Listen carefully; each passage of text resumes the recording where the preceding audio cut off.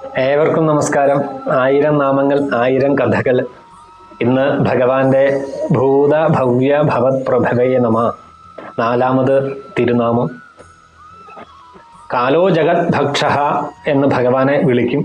ഭൂത ഭവ്യ ഭവത് പ്രഭു, ഭൂതത്തിലും ഭാവിയിലും ഭവത്തിലും ആ ശക്തിയായിട്ടിരിക്കുന്ന ഭഗവാനെ സൂചിപ്പിക്കുന്ന നാമമാണ്. ഇതിന് വളരെ രസകരമായി തന്നെ ഒരു കഥ സൂചിപ്പിക്കുന്നുണ്ട്. രോമശർ എന്നറിയപ്പെടുന്ന ഒരു ഋഷിവര്യൻ, അദ്ദേഹത്തിൻ്റെ പേര് പോലെ തന്നെ ശരീരം മുഴുവൻ നിരവധി രോമങ്ങൾ ഉണ്ടായിരുന്നു എന്നാണ്.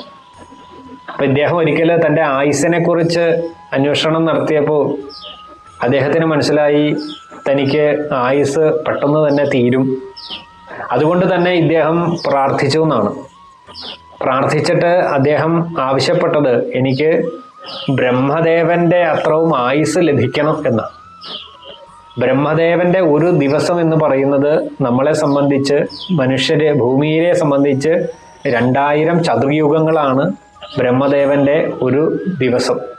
അപ്പൊ ഇത്തരത്തിൽ ഒരു ബ്രഹ്മായുസ് തന്നെ വേണം. അതെന്തിനാണ് എന്ന് ചോദിക്കുമ്പോൾ അദ്ദേഹം പറഞ്ഞു, ഭഗവാന്റെ 108 ദിവ്യദേശങ്ങൾ ഈ ഭൂമിയിലുണ്ട്.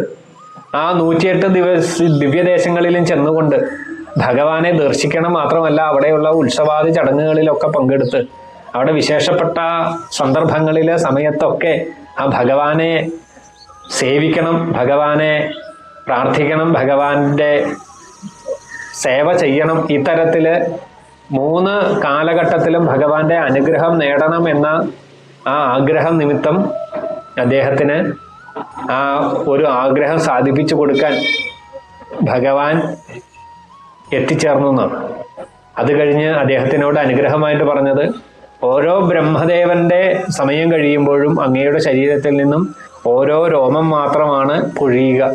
അതുകൊണ്ടാണ് അദ്ദേഹത്തിന് ആ ഒരു പേര് കിട്ടിയത് എന്നാണ്, രോമശർ എന്ന പേര്. അപ്പോൾ ഈ നാമം ജപിച്ചു കഴിഞ്ഞാൽ നമ്മുടെ മനസ്സിനെ സംബന്ധിച്ച് ഭൂതവും ഭാവിയും അതോടൊപ്പം തന്നെ ഭവത്തും, ഈ 3 കാര്യങ്ങളെ സംബന്ധിച്ചാണ് നമ്മൾ ഏറ്റവും കൂടുതൽ ആധിവ്യാധികൾ നമുക്കുണ്ടാകുന്നത്.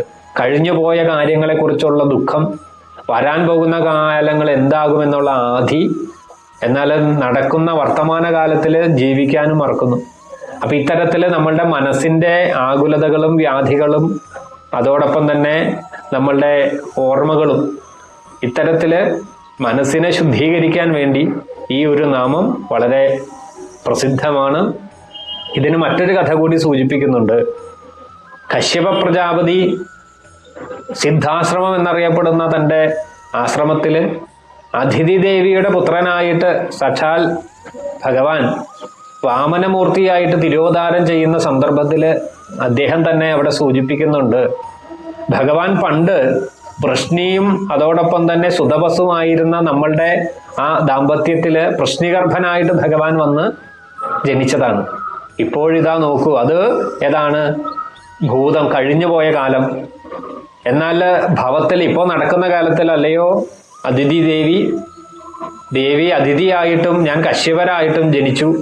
ഈ ഭവത്ത്, ഈ വർത്തമാന കാലഘട്ടത്തിൽ ഭഗവാൻ ഇതാ വാമനമൂർത്തിയായിട്ട് നമ്മളുടെ മുമ്പിൽ തിരോധാരം ചെയ്യുന്നു.